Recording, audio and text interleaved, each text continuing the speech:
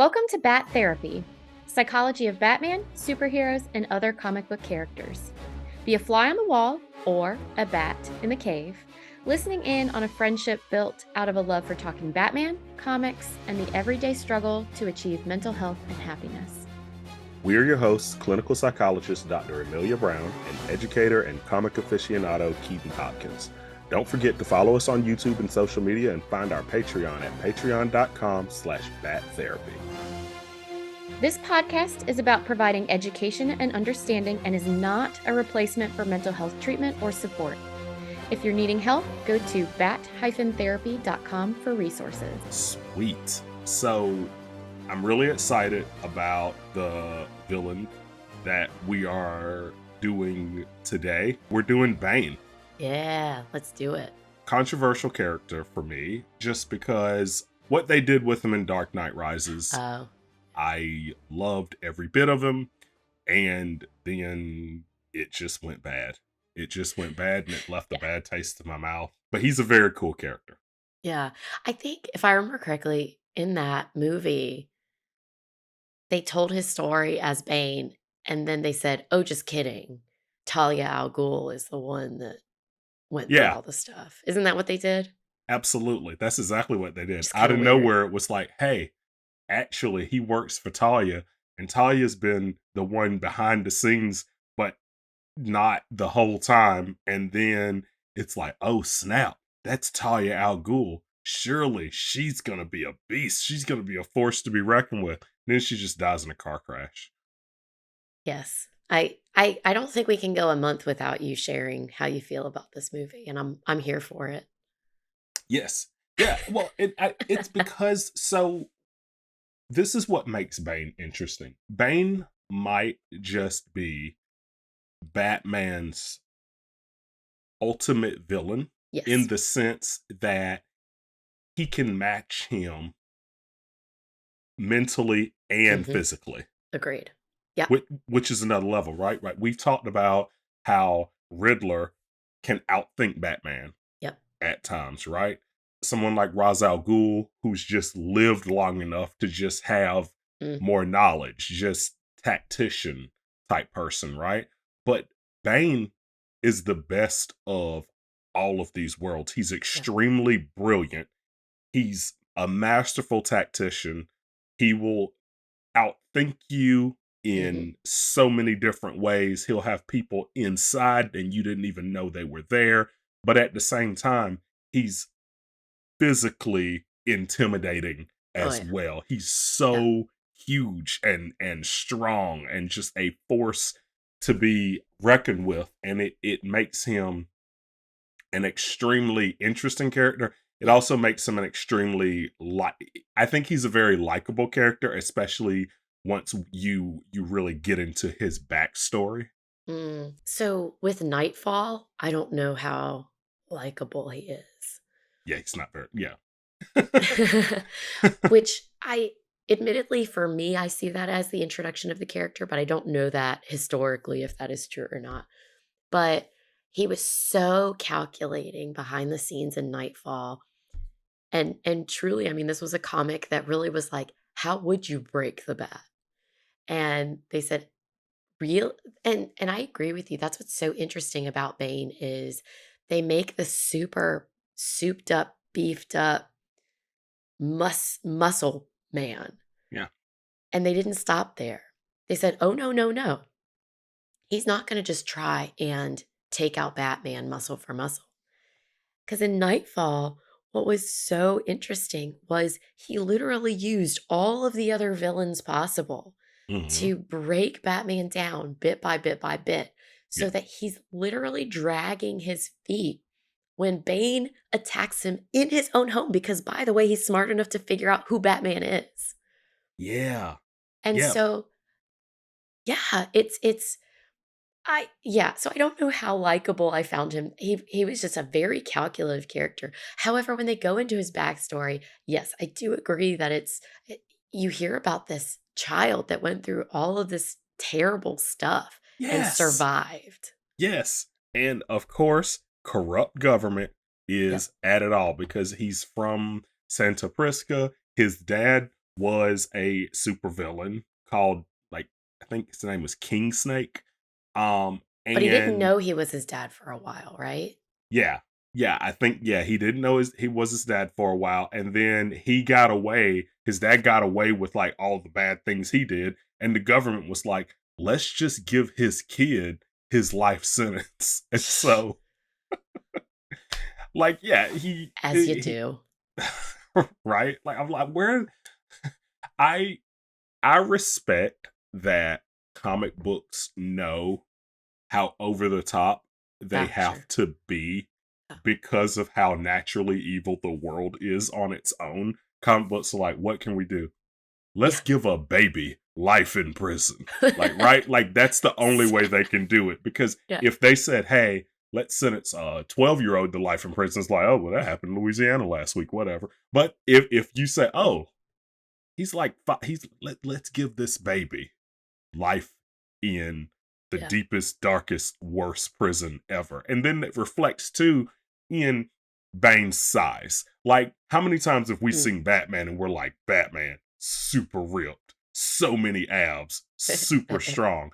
And then for Bane, they're like, okay, we really have to go overboard on the Yeah. muscles to make him Yeah. intimidating It's like next to when Batman. it's like when you see a tall person and then you see them stand next to Shaquille O'Neal. Right, Yeah. And then you're right. like, "Oh." Oh, never mind. Yeah. Never mind. Right? It's yeah, and it's and it's funny because it made me think about when you're in school and you always have like a school bully, and Mm. it might be like elementary school and middle school, that bully is just there. And then for some reason when they get to high school, when all those middle schools come together at the high school, it's like, oh look, you're not the biggest bully anymore, are you? Because there's always just someone bigger. And that's Yep. how I feel about Bane. Like Batman is always just this force to be reckoned with the way that he's portrayed. Because when you Mhm. think about how Batman is portrayed, and it's the funniest thing in the world when you like imagine being a villain and you're just like robbing a store at night, and all of a sudden you just see Robin laughing at you. That the most intimidating thing is not that there's a child laughing at you. It's that that probably means Batman is right behind you Yep. about And s to break something. and so that I think you're actually pointing out the what I find to be the fatal flaw with Bane. So Bane is physically superior and arguably he's at least a lot of the storylines, it'll essentially have him be a better tactician, like you're talking about, than Batman. He ends up being a step or five ahead and just whittling Batman down slowly into nothing. And then he uses his physical prowess. So you have all of these things that arguably set him up to take out Batman. Yes. And what seems to get in his way in a number of the storylines where he does pit himself because he wants to be challenged. And so he goes after Batman because he says, I want to see how I can take that guy Right. out. And what I think gets in his way is he has always had to be alone. Yes. And he, from a young age, all these terrible things, he had to set himself up and he tried to remove all of his vulnerabilities because the vulnerabilities were used against him from literally being a baby. And he treats Batman in a similar way, as if Batman is on his own. But he forgets that Batman is not alone. Right. Even though Bruce Wayne kind of acts like it, but he's not alone. He has his Robins, he has his sidekicks, he has Alfred, he has these other people in his life. And he doesn't always use them when he should, but at the end of the day, in Nightfall, he has Alfred there for him. And if you take like City of Bane, which we'll go into Keaton's issues with this storyline, this more recent storyline, but in City of Bane, he has Catwoman and um, once again, he's got the Robins and he has all of these people behind him. And that is where Bane becomes overly confident because Yes. he thinks that he has ridded himself of vulnerabilities. He can't fail. He can't fail. But what he doesn't realize is there's strength to those relationships. And Batman has that strength and he doesn't. Yeah. And that's why, yeah, and it kind of reminds me, it's almost this, it's a lot of it reminds me of Riddler's downfall. Mm, He's like, I'm the smartest guy in the room. No one can tell me anything. No one can outthink me. uh-huh. I've made the ultimate trap. I've made the ultimate mind device. Like he's and Bane does the same thing, except Yeah. Bane is so much more extravagant. It seems like he will just get everyone in on it. Yeah. And what's also interesting with him is I feel like Bane is one of those characters where one of his big differences is he changes it up a little bit every time. Yeah. Like before, like with Nightfall, he just straight up broke Batman's back. It's like, Yep. boom, you're broken. I've physically broken the bat. And that whole storyline is all about him, Batman, physically coming back Yep. and beating Bane. I mean, Whereas, like first pause. Holy yeah, shit, this guy broke Batman's back. right. Yeah, And it so that's is, his starting yeah, point. And yeah. then what were you gonna bring up for another example? Well, and then you move towards like Tom King's City of Bane run, Yeah. and he's like, I've done it physically before. I'm going to break him mentally now, and I'm going to do Mm, it in the most elaborate ways. I'm going to make him think that I'm going to make him think that he's not in his right mind. I'm going to yeah. make his friends think that he's not all there. Like, and it I is mean, that just, whole yeah, storyline is yeah, where he really questions his mortality, what it is to be Batman, what it requires to be Batman, even having Catwoman and other people question what is required for him to be Batman. yeah, Have these innocent young adults who then have superpowers who come into play yeah, as well. I mean, yeah, it's this whole that's Bane's vibe when he is at his peak is these intricate yeah. plans that you like see later and you're like, oh my God. And he's like, yeah, first time I broke him physically. This time I'm breaking him mentally.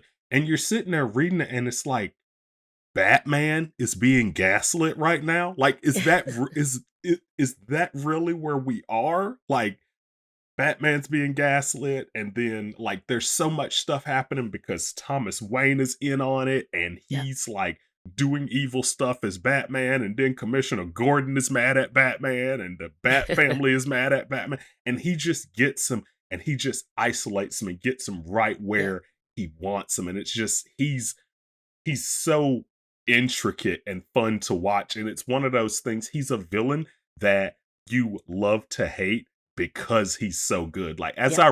whenever I read a Bane story, at the end of each issue in the arc, I'm like, damn it, he's got him there too. Like Yep. it's like, Yeah. man. Like he takes on this role that we're used to loving about Batman.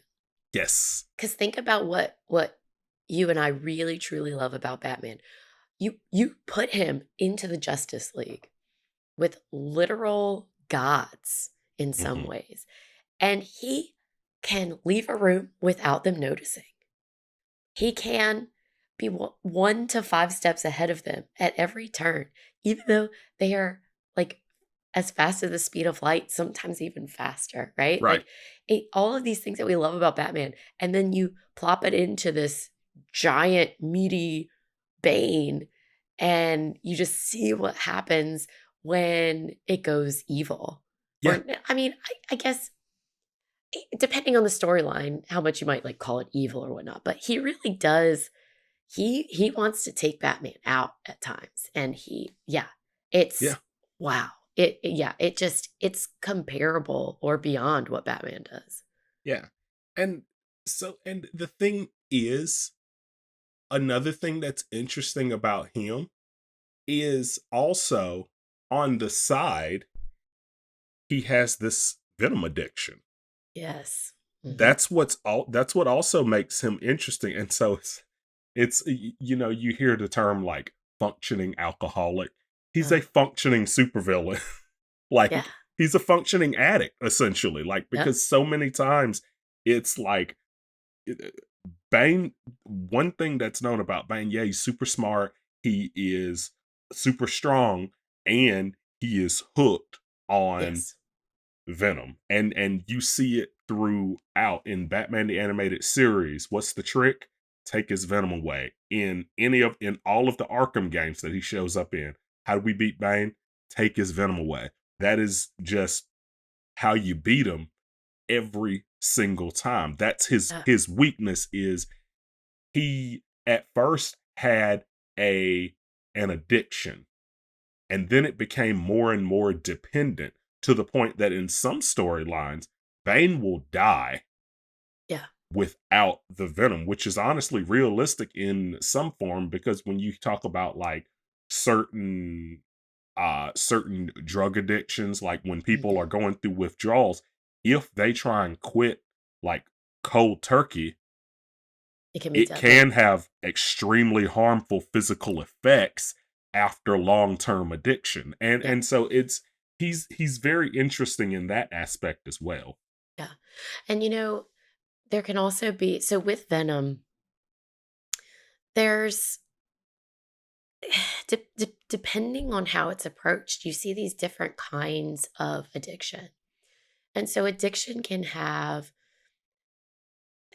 there can be these pieces of it that are more like behavioral and emotional in context, where we feel dependent on a drug, or we, it seems as if we need it to be able to manage things or be able to go through our day, or um, it feels good. But then there's also, like you're talking about, this physiological piece that can occur as well. And especially over time, there are certain drugs that do this more than others, but over time, you can build up a tolerance in your body Mhm. where it takes more and more and more of a drug. And usually, what happens is a lot of times people, when they take a drug the first time, or maybe even handful or groupings of times, it feels good. They get something out of it that they like. Mhm. But over time, the more you take it, you need more. Your body adjusts to it being there. And usually, what happens is you shift from taking it to feel better to taking it to just try and get back to baseline again. Mhm. And this happens more and more and more and more. And yeah, when it comes to Venom, they describe it from the beginning of when Venom came up in the comics. Like, this is a nasty drug that, Mhm. yeah, it really gives you strength and prowess. But I mean, Batman himself actually took Venom. I really like that storyline. And he was looking real rough when he Mhm. had to kick Venom. Yeah. Yeah, I think another thing they have in common, right? I find it really interesting that they bring addiction in with Bane. Although, in some ways they kind of, I don't know, it sometimes I feel like they kind of write it off as like, oh, it just is what makes him big and beefy. But I like when they get into the fact that he struggles with it and Mhm. what happens when you take it away. Yeah. Yeah, to the point that like and I've seen some storylines even where he's addicted to it and he hates it, Yes, I love that. Yeah. which is something that Mhm. is so realistic. Yeah, that's what I That really like about those times when they treat it that way. yeah, it's something that's so realistic when he hits that point, because it's like it it when it's something that you've never personally dealt with or seen someone close to you deal with, it's hard to believe. It's like, okay, here how is someone this smart Yeah. or this strong or Yep. this brilliant Yep. such an like an addict to Yeah. something seemingly small, right? Yeah. It's the Especially brain, yeah, man. The brain gets pulled in so much, and you're so right. There's this belief that you have to be stupid, or you right. have to be ignorant, or you have to be, or your life is terrible, or there are all these beliefs that we often have about what what it means about a person if they become addicted to a substance. Mhm. But the fact of the matter is there are chemical changes. There are things in the brain happening. And it's not just about willpower Right. by any Right. means. And that's one of the things that the Batman Venom storyline, I think, can maybe give the misconception because he essentially holds himself up and wills him. He Batmans himself out of it, Right. as he does, Right. and some people can do that. Like, I've worked with people and they're like, I it got so bad, and I said, you know what, I'm just stopping cold turkey.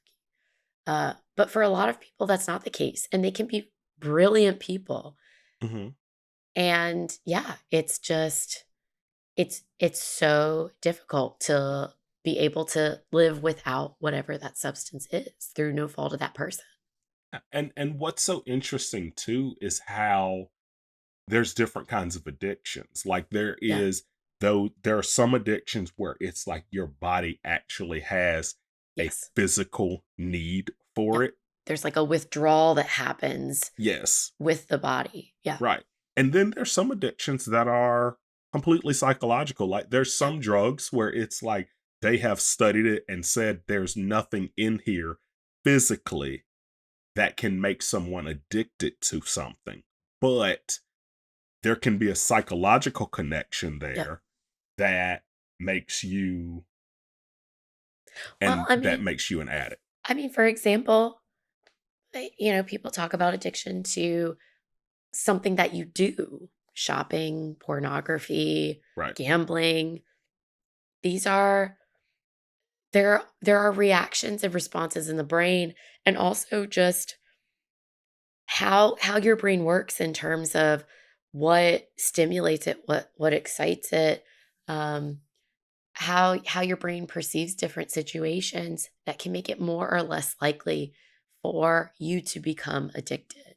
And Right. actually, some people will they'll sometimes even joke, like, I have an addictive personality, and they'll give examples of how their brain just gets caught up and hyper focused in one way, and then they shift out of it, but then the brain finds something else and they just keep kind of Mhm. shifting to more and more different things, and they just find their way to deal and manage. But yeah, it is interesting how sometimes there's something physiological with that drug, and then Yes. other times there are these other facets of it.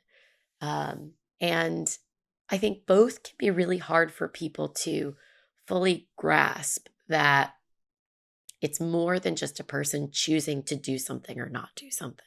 Mhm. It's it just becomes all encompassing, Yes.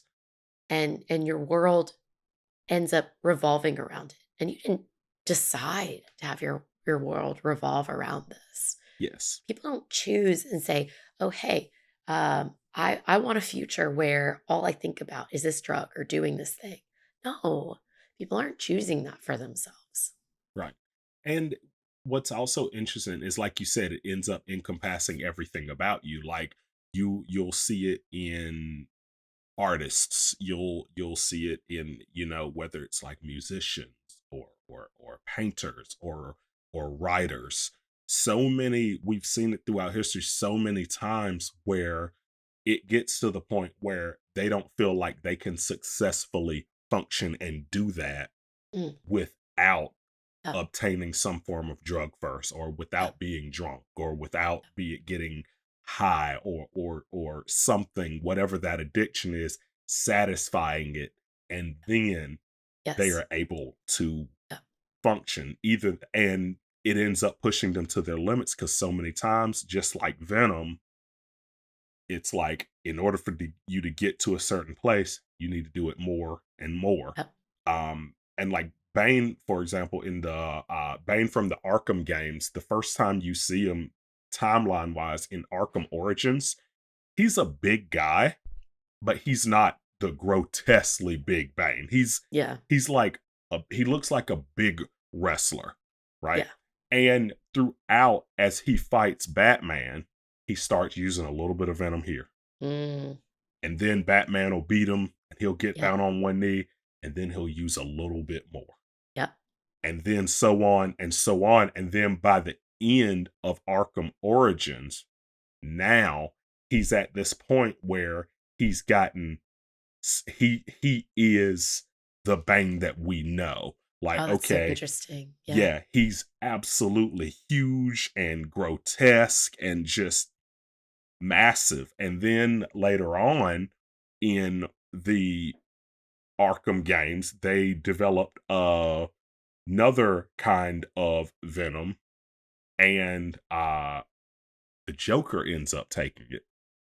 And it ends up in the long run being fatal for the Joker in that universe. Mm, He ends up taking the Venom and getting super big to do what Bane does, try and beat Batman, right? And interesting. so it's Yeah. almost like when it comes to addictions and stuff like that, so many times in order to feel what you felt before, Yep. you push those Yep. limits even more, trying to get back to that Yep. perfect place. And some people's brains too are just going to be more drawn to these effects. So I mean, there's definitely genetic components to things for sure. We see it time and time again in the research, just like these family histories of things. But then also, people's brains vary in terms of how much stimulation you need. Like ADHD, for example. I mean, we've talked about ADHD a few times. Mhm, How much does the brain need stimulation, or how easily can the brain focus? All of these differences across people. And so, when it comes to the brain, the different kind of levels of you have of like different neurotransmitters and how reactive your brain might be, you might be drawn towards certain things. So, for mhm, example, folks who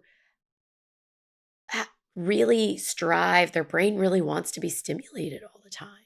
mhm. Well, maybe you want your brain to shut off at some point. So you Yes. take a few drinks, Right, or you sneak a few benzos from somewhere. You find some benzodiazepines from somewhere. right.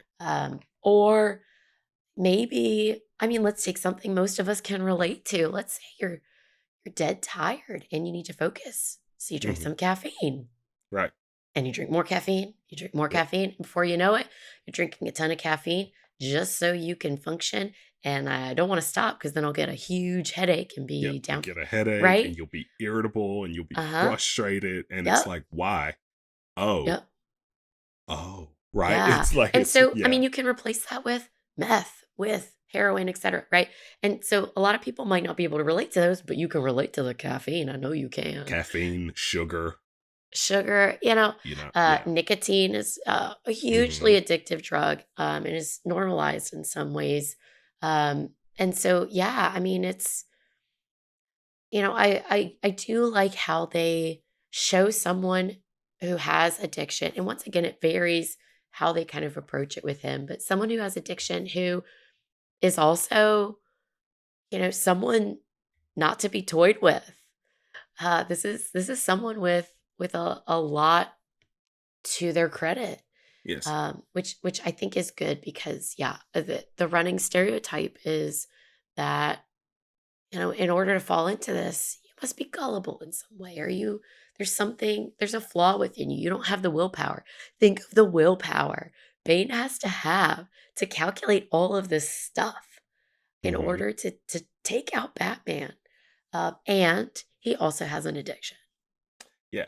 And, and one thing that and I'll say there is a storyline where they kinda round it out, and it's very interesting. It is it's called The Last Vengeance of Bane. It was his one shot for the One Bad Day Ah, series so that came Keaton out. Keaton was able to read it. I didn't have time to, but I told him it's okay to spoil it for Yeah. me. And so but it takes place in the future, and it is an older Bane. He's Oh. Yeah, it's an older Bane. He's not on Venom anymore. He's basically kind of beaten this habit. But what he is addicted to is that triumphant moment when he broke Batman's back. Ah, mhm. That is something that he can never get past, to the point where it's like that was his greatest moment in his whole life. Yeah. and he finds out that there's still Venom out there. And Uh, it's really interesting because what ends up happening is he's like, okay, he gets to where the Venom is, and all along they're telling you this story about how originally they got rid of all the Venom. Bane actually teams up with Batman to yeah. get rid of all of the Venom. Yeah. And Bane basically makes this deal with Batman like, after this, I want another fight with you. Mm-mm. Breaking your back was my highest achievement. Yeah. I want that back again. And in this story, He's yeah, still desperate for the high. yeah. And Yeah. in this storyline, what's so interesting is at one point when they're going after the Venom, I think Batman actually dies. Batman Oh, actually dies, and it just leaves Bane feeling just all of this regret because he's like, this was my mm, arch nemesis, and also probably the only person that really understood me. And at the end, Bane actually, this one, a lot of the One Bad Days is like heartbreaking. This one, they give him a bit it's more redeeming because he hey. does get offered the Venom again, Yeah. and he doesn't do it. Good for you, babe. Yeah, he Yay. doesn't do it. That's awesome. It's given to him, and he breaks it, and he burns the whole factory down. It's like, no, Awesome. I'm not doing this anymore. And then he takes a kid under his wing, Yeah. and they kind of just ride off into the sunset together. Him and So so this you're telling me kid. he turns into Batman? Right, kind of, right? And on the dichotomy is Yeah. definitely there, right? Like, Yeah. oh, chasing something that he can never get back, Mm, right? mhm, And mhm. right, like the dichotomy is definitely there. And also, one thing that's interesting about it, because the one thing that as I was reading it, I could not quite pull for Bane because I'm not Mm. past him killing Alfred yet. I'm just not there. City of Bane was rough. City of Bane was Yeah, rough. I'm Yeah. not there yet. I'm not there yet. And so reading this post City of Bane, which and it does take place in that timeline because Wait, really? I think at one point they reference like, you killed Alfred and I can never forgive you I for was that. about to say I can't believe Batman worked with him after Right. that. I assumed it Right. was a different from But a different yeah, story. but Batman's always been goal oriented, right? And so it's one of those things, Yeah. okay, I do need to get rid of all this venom that's on the planet. Mm, Fine. I'll deal with Bane. And then you know mm. what? We're going to have our epic showdown because I do want to fight you. And Yeah. throughout them teaming up together and taking down this Venom ring, they never become friends, but they Right. gain this mutual understanding of Yeah. each other. And then it really does upset Bane when Batman ends up giving his life to Mm. take out this last bit of Venom Yeah. and basically telling Bane, like, hey, you have to do this. Because it's one of those things like, hey, I'm holding this guy down. You have to blow it, like, in order to. Yeah. It's one of those, like, Batman sacrifices himself. Yeah. Yeah. Um, and it leaves Bane in a very broken down place because he's like, this was my biggest enemy. And now what am I supposed to do with these emotions? Like, he really goes Yeah. through it. And I enjoyed the story, but I couldn't fight feel it because this is like that was the last thing that I read because Yeah. and right before that I watched him snap Alfred's neck and I'm like, no, no, you don't get a sad redeeming story. I don't know. So, okay, I actually think that's a really great thing that I hadn't thought about either was so do we believe in redemption? And do we believe in you've gone too far?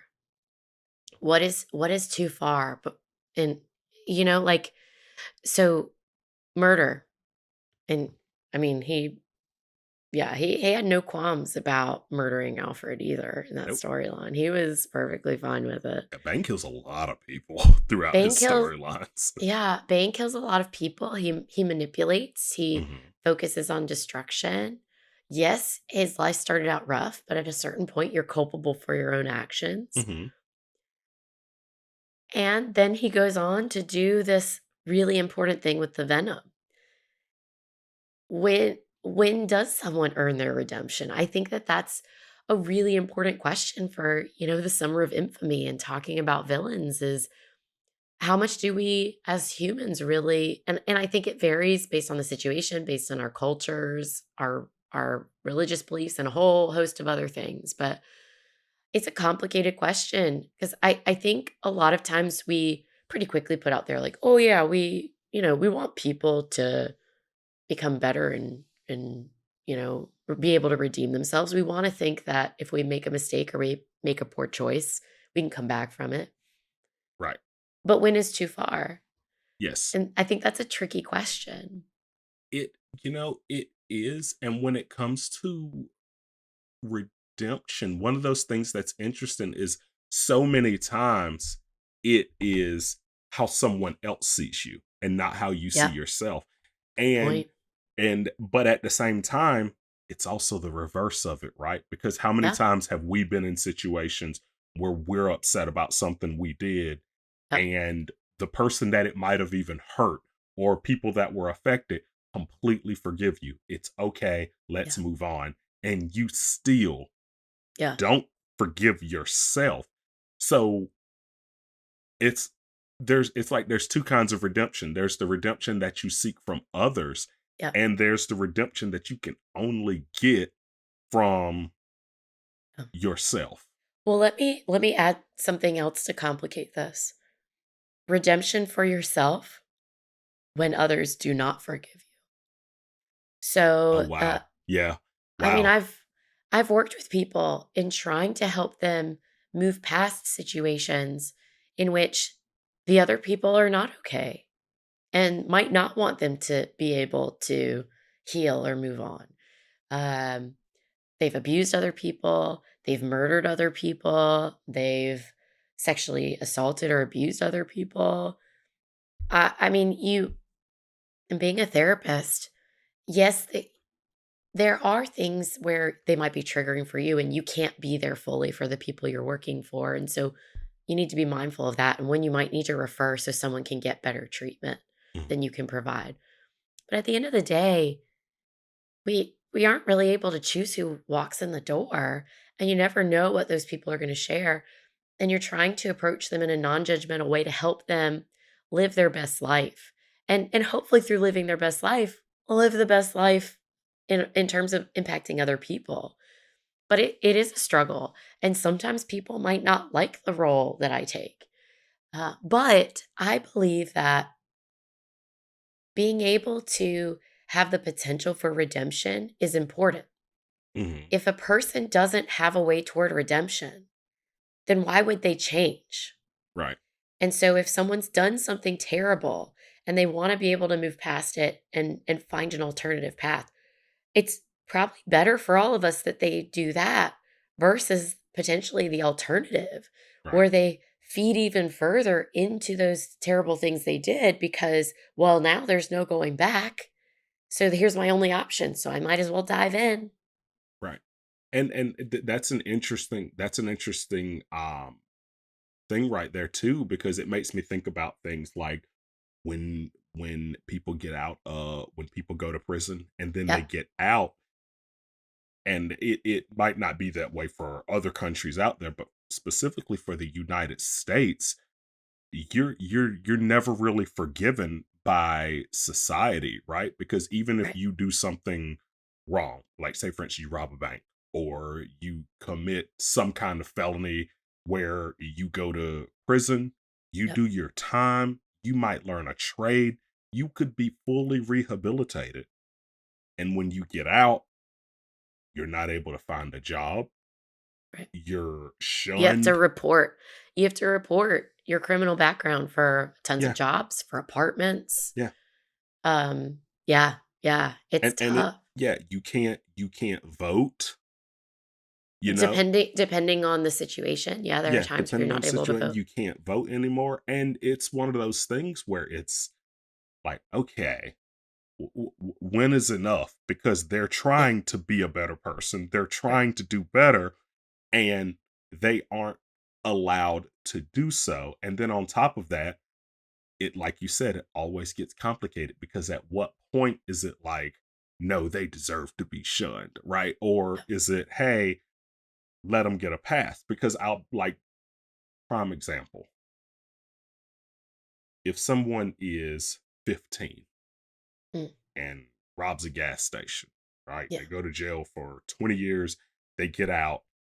In most people's eyes, if they did not like commit a murder or hurt anyone, in most people's eyes, okay, they were 15, now they're 35, yeah. they get to start over and There's get a a new life. lot of change that can happen in all those years. Right. I was a different person at 15. Right. Yeah. In most people's eyes, okay, that's rehabilitated. But if you take that in something like uh things like sexual crimes, Yeah. right? And suddenly it's like, okay, mm, I'm not there yet. I'm not there with giving them a pass. And it's one of those things where it's like, okay, I can't fault someone for not being like, no, that's messed up what you did. Yeah. I don't forgive that. And so it's one of those things that's very interesting. And the reason I thought about it is, and I had it in my notes, was it, like you said, at what point does someone come back from not being forgiven? And I think that line is different for everyone, because even when Yeah. I was reading the One Bad Day, I'm like, that's a great story and all, but bro, you killed Alfred. Well, and also think about it. So when you were telling me about him getting rehabilitated, I was like, "Oh, that's so nice." But you know what? I didn't just read City of Bane. I read City of Bane a while ago. I loved it. I've read it a few times, but it's been a little bit. It wasn't fresh in my mind. And I think that's a good example too, where Yeah. if Batman had needed to get rid of Venom a few years after Alfred was killed, I don't think he would care if it would be more feasible with Bane. I think he'd find another way. Yeah. I don't think he would have done. So one of the things you might need distance, or you might need time for that person to show that um, they've learned or they've grown. Hmm. Um, so a lot of times people focus on like repeat offenders or whatever. But you also need to keep in mind though that how we treat people can we don't decide for them. I'm not saying, you're at fault, but we can influence how that person chooses to go through the rest of their life.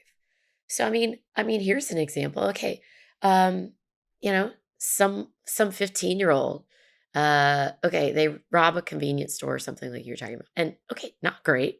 I'll give you not great, but then you send them. Let's say you charge them as an adult, or maybe even they go to in the juvenile courts. Well, then you're surrounded by a bunch of other people who have also committed crimes Hmm. in a place filled with people that have committed crimes.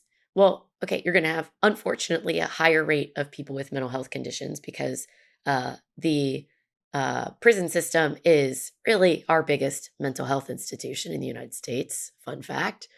So, Oh, unfortunately, there's that piece. Just because we don't know how to support people, and so they end up in the legal system. Um, but then also, you're around more people who are choosing to break the law. And so you're not around as many people who aren't breaking the law. So think about that. right. Think about what we've talked about before in a lot of things. The environments around you, they Product of your influence you. environment. You can be a product of your environment. So in some ways it can be harder to rehabilitate, and we if we're not careful and we don't find ways to like give people treatment if there was something happening, or give people, even more importantly, give people resources. Hmm. You know what makes people more likely to steal? People who are desperate and have tried all the other avenues. Right. Um, is that always why people steal? No. But just keeping in mind that there are different things our society or we can do or how we treat people that can influence if they're more or less likely to end up in a scenario where they go further and further down this path that's harder to have redemption. Right. But yeah, I think it gets particularly tricky if you have victimized another person. Right. It, And it gets really tricky. What is redemption? Redemption for yourself, redemption by society, redemption by the people you did something to. It's complicated stuff. you know what gets super frustrating too is the fact that it comes down to personal preference, personal Mm, stories, right? yeah, It's like out like prime example. What made me feel anything at all for Bane in that issue, in yeah, the One Bad Day issue, was thinking back on his childhood yeah, and how he yeah. grew up in prison. See, the thing, like, go Mm-hmm. it's easy to shun, like, it's easy to shun a criminal, right? Yep, But the people closest to them feel completely differently because they yep. see a full picture, which can be a good thing or a bad thing because either way it's bias. True. Either Yeah, way it's bias in some way. Like if you were the person who that crime was committed on or against, you might not never forgive them, yeah, right? You might not, because that was traumatic for you, that was yeah, horrible. And on the other side of that, that person's parents probably forgave them the moment they said sorry, yeah. right? Well, and then on the flip side too, the people who are negatively impacted, Mhm. redemp redemption for the person who acted against you, who hurt you. Some people choose to take that path, and they might call it forgiveness. They might call it just moving on. They might call it, I have no ill will toward that. I don't necessarily forgive them, but I'm moving on and they have to move on as well. There are different ways of taking this on, but we also have to find a way to be able to move forward. The person who does the victimizing and the people who are victimized. Mhm. And it's definitely tricky. And the thing is that Batman is like you were describing. I mean, I haven't read this one, but from what you're saying, he's never going to forget what he did to Alfred. Right. He's not going to be able to let that go. But he's able to find a way to move forward so that he's not just sitting in resentment and not being able to do what needs to be done. He's finding a path forward. And yeah, so, I think that sometimes we also say, how could they ever forgive them? Or how could they ever, uh, try and help that person or be okay? I mean, they were the ones that were hurt. Right. It's the same there where the more you sit in it, the more you're victimized, the more you're hurt, and the Mhm. more it keeps you from being able to have a life outside of what happened to you that you Right. didn't have control over. But what you have control over is, what do I do with it from here so that hopefully I can still live, Right. find a way to live. And so, yeah, redemption is a super complicated thing. Yeah, and it's really sad. Like Bane's story is so sad, and so when you look at it, everything he's doing is a direct result of how horrible he had it. He doesn't care about hurting people in society because look what society did to him. Yep. They banished a child to life in prison, and he just was raised in hell. I mean, and that's something that sticks with him for every timeline. Even Dark Knight Rises, he has the line, "I was born in it, raised by it." Like, he's like, That was that's pretty good. yeah, that's his, like, he just like, by the time I saw the light, it was nothing to me but blinding. Like, I'm like, ooh, Yep. that sucks. But ooh, like it's one of those, like, you feel for him. You feel for him because it's like, Well, man, that is and that's horrible. important. It's important to recognize the humanity, even in the people who do terrible, terrible things. Mhm. One, because they are amongst us, and if you Yeah, see someone as a monster, you're not gonna recognize when something bad is happening right, because you expect a monster in front of you. No, right. it comes from people. But then also, perhaps more importantly, is if you don't see someone as a human, you're not gonna treat them as a human. And they might not be treating you as a human, and that might be part of all the issue. But the more you treat someone as a human, the harder it is for them to kind of fall into what you're talking about with Bane. Mhm. Bane sees everyone as being harmful. And so protect yourself. Have safety and boundaries. If there are people out there like Bane, don't don't just, be buddy buddy and be like, "Hey, what's up?" Be aware Yeah, of the history. I'm not saying ignore he's Bane. Give yourself a good distance in the room, right. but also treat him as a human. Yeah, I'm sorry that happened to you. I Yeah. hope you figure it out. No, we cannot be roommates. Right, exactly, Yeah. exactly. Yeah, it's like I Yeah. I will say hello to you at the grocery store. Please do not follow me home. right. I want what's Yeah. best for you, but nope, I don't want to be involved in your pyramid scheme. Just let me go. Let me go. Yeah, so I do wanna hit on though, because we haven't talked about it, but just to, like, wrap up, I know that, uh so Dark Knight Rises, not Keaton's favorite movie. It could have Uh, been. It could have been. Well, it would have never topped Dark Knight as far as that trilogy goes, yeah, but it was on such a good track for yeah. me. So you made a good point comparing that to City of Bane, and I love City of Bane, but I think you had a good point. So you were essentially talking about the same kind of thing happens where you think Bane is being Bane, and then all of a sudden you find out there's someone else Right. pulling strings and behind it all. Right. It hijacked because that happened in Dark Knight Rises with Talia al Ghul. All of a sudden she's the big bad. And then in City of Bane, one thing I did appreciate is that it wasn't Bane's plan all along, because Yeah. Bane still, he was like, Oh, yeah. I'm gonna take over the city, I'm gonna run this place. But by the end of it, the whole thing does kind of get hijacked by Yeah. Thomas Wayne from Flashpoint, which I still never quite understood how he was there. they never really Yeah. Yeah. they never really made sense of it, um but even with him, the trauma is still there, you know. He lost Bruce as a child. His wife ended up becoming the Joker in that timeline. She ended up committing suicide. And then on top of that, you find out that his Robin in that timeline was Selena Kyle. Oh, yeah. That's right. And he loses her. Yeah. And so now he's in this dark place. And so he Frank Castle Batman. That's what I always call him, Yeah. because He it's like, totally oh is look, Frank it's Castle Batman Batman. that just loves Yeah. shooting people in the face. Like But, I do think that storyline really, really emphasizes how the reason that Bane loses to Batman is not because he's not a better tactician. He seems to be. It's not that he doesn't have more physical prowess.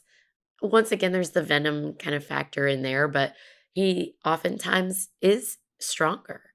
But he over he underestimates Batman's connection to other people.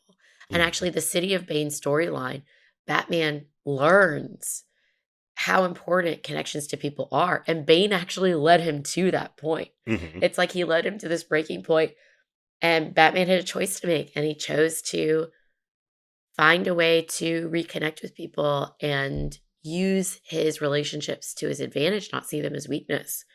While Bane wasn't as at least at that point, Yep. had not ever been able to do that. Yeah. And then that's the crossroads that leads to Bane going down and Batman eventually succeeding. Yeah, and even, I mean, yeah, because even when you read Bane's storyline, a lot of his storylines, he has a little teddy bear. that he had Mm. with him Yeah. in prison, and he literally considers that teddy bear his only friend. He's So like, sad. this is my friend. I can't trust anyone else. All I have is this. This is who I was raised. This is what I was raised with. And even in the Arkham games, the teddy bear is there. Oh, wow. Like anytime you can always tell when there's about to be a Bane fight because you'll walk into a room or something and you'll see like that little teddy bear and it's like, oh shoot, Bane's about to burst Oh, through a brick wall. interesting. Yeah, it's really interesting. Like, yeah, the that teddy bear is like he's like extremely emotionally attached to it. And I can't remember the Yeah. bear's name, but it does have a name and is a cute but very beat up Yep. teddy bear. I'm like, wow, in another universe, Bane could have been Christopher Robin, but instead instead he had this life. Thanks for nerding out with us. I'm clinical psychologist Dr. Amelia Brown. And I'm educator and comic aficionado Keaton Hopkins.